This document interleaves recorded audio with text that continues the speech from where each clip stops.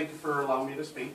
I am actually here to talk about lawn signs. I understand about the city ordinance about the not being able to place signs on city property, and I got all that. I know my signs were up on Alpine Road in that area. They were taken down. That's fine. I don't argue that point for this year. My argument though is that 2 years ago when I ran for county board, I had placed several signs in that same spot and none of them were removed. 2 years ago after that, I ran for city council again and I placed a couple signs and they weren't moved then either.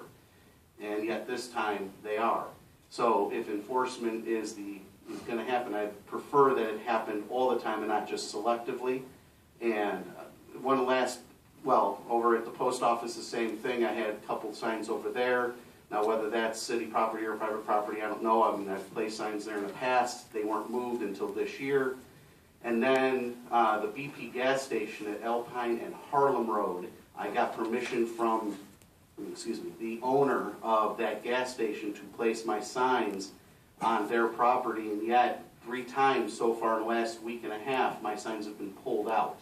And the owner, I went in today and he said that no one ever came to tell him or talk to him. I never got anything for that. So unless that property is city property, I'm not sure why my signs are being pulled from that spot. Okay.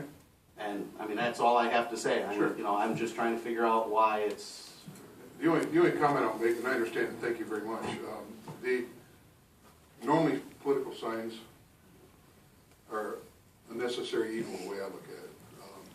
And we only act on a complaint basis, and I can tell you that we did receive complaints, not only of yours, but other signs that were in there. In fact, we removed, I think, 26 or 27.